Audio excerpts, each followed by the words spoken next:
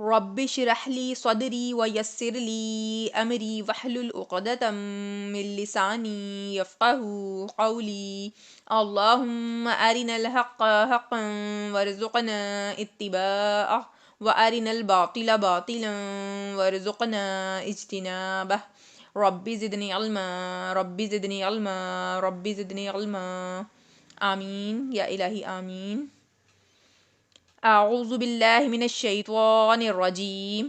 بسم اللہ الرحمن الرحیم. وَإِذْ قَتَلْتُمْ نَفْسًا فَادَّارَأْتُمْ فِيهَا وَاللَّهُ مُخْرِجٌ مَا كُنْتُمْ تَكْتُمُونَ. اور جب تم نے ایک شخص کو قتل کیا اور پھر اس میں باہم جھگڑنے لگے، لیکن جو بات تم چھپا رہے تھے خدا اس کو ظاہر کرنے والا تھا. یاد کرو جب تم نے ایک جان کو قتل کیا تھا اور اس کا الزام ایک دوسرے پر لگا رہے تھے، اور اللہ فیصلہ کر چکا تھا کہ جو تم چھپا رہے ہو اس کو ظاہر کر دے گا. فَقُلْنَا اضْرِبُوهُ بِبَعْضِهَا كَذَلِكَ يُحْيِي اللَّهُ الْمَوْتَى وَيُرِيكُمْ آيَاتِهِ لَعَلَّكُمْ تَعْقِلُونَ. تو ہم نے کہا اس گائے کا کوئی سا ٹکڑا مقتول کو مارو، اسی طرح خدا مردوں کو زندہ کرتا ہے اور تم کو اپنی نشانیاں دکھاتا ہے تاکہ تم سمجھو. تو اللہ نے حکم دیا کہ گائے کا ایک ٹکڑا مردے کو مارو تو وہ تھوڑی دیر کے لیے زندہ ہوگا اور اپنے قاتل کا نام بتا دے گا. اسی طرح اللہ اپنی نشانیاں دکھاتا ہے تاکہ تم عقل سے کام لو. ثم قست قلوبكم من بعد ذلك وهي كالحجارة أو أشد قسوة وإن من الحجارة لما يتفجر منه الأنهار وإن منها لما يشقق فيخرج منه الماء وإن منها لما يهبط من خشية الله وما الله بغافل عما تعملون. پھر اس کے بعد تمہارے دل سخت ہو گئے گویا وہ پتھر ہیں یا ان سے بھی زیادہ سخت. اور پتھر تو بعضے ایسے ہوتے ہیں کہ ان میں سے چشمے پھوٹ نکلتے ہیں، اور بعضے ایسے ہوتے ہیں کہ پھٹ جاتے ہیں اور ان میں سے پانی نکلنے لگتا ہے، اور بعضے ایسے ہوتے ہیں کہ خدا کے خوف سے گر پڑتے ہیں، اور خدا تمہارے عملوں سے بے خبر نہیں. بنی اسرائیل جن پر 1400 برس ایسے گزرے کہ ایک کے بعد ایک نبی آتے رہے اور 3 کتابیں دی گئیں، تورات، زبور اور انجیل، لیکن یہ کہ اس کے باوجود انہوں نے اپنے عقیدے اور اپنے عمل میں صحیح راہ اختیار نہ کی. یہاں ان کے دلوں کو پتھروں سے مشابہت دی گئی ہے یا اس سے بھی زیادہ سخت کہا گیا ہے، کیونکہ بعض پتھروں میں سے بھی چشمے پھوٹ نکلتے ہیں یا اللہ کے خوف سے گر پڑتے ہیں، اور اللہ تمام اعمال دیکھ رہا ہے.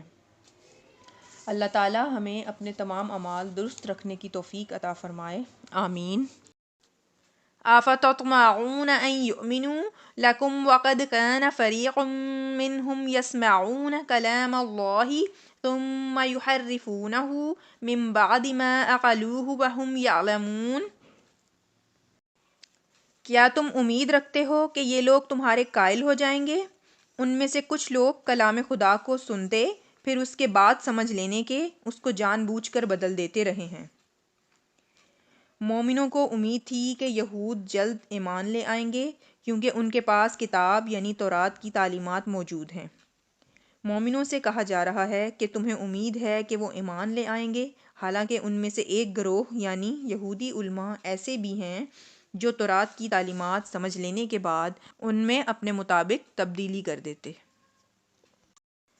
وَإِذَا لَقُوا الَّذِينَ آمَنُوا قَالُوا آمَنَّا وَإِذَا خَلَا بَعْضُهُمْ إِلَى بَعْضٍ قَالُوا أَتُحَدِّثُونَهُمْ بِمَا فَتَحَ اللَّهُ عَلَيْكُمْ لِيُحَاجُّوكُمْ بِهِ عِندَ رَبِّكُمْ أَفَلَا تَعْقِلُونَ. اور جب یہ لوگ مومنوں سے ملتے تو کہتے کہ ہم ایمان لے آئے ہیں، اور جس وقت آپس میں ایک دوسرے سے ملتے تو کہتے جو بات خدا نے تم پر ظاہر فرمائی ہے وہ تم ان کو اس لیے بتا دیتے ہو تاکہ اسی حوالے سے تمہارے پروردگار کے سامنے تم کو الزام دیں. کیا تم سمجھتے نہیں؟ حضرت ابراہیم علیہ السلام کے بیٹے حضرت اسحاق علیہ السلام اور حضرت اسحاق علیہ السلام کے بیٹے حضرت یعقوب علیہ السلام ہیں۔ حضرت یعقوب علیہ السلام کی اولاد کو بنی اسرائیل کہا جاتا ہے۔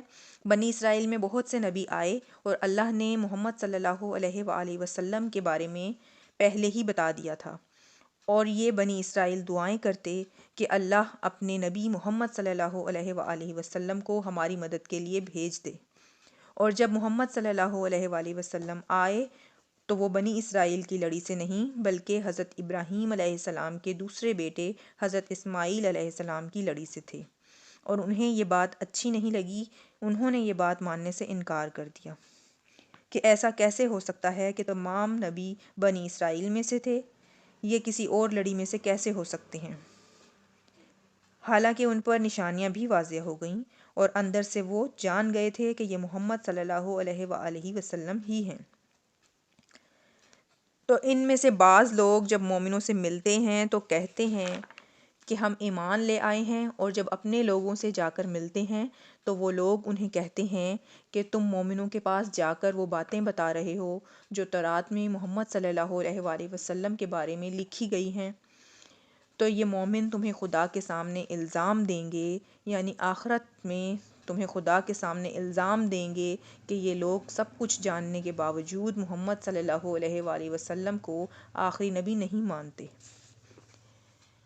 ربنا آتنا فی الدنیا حسنۃ وفی الآخرۃ حسنۃ وقنا عذاب النار، آمین۔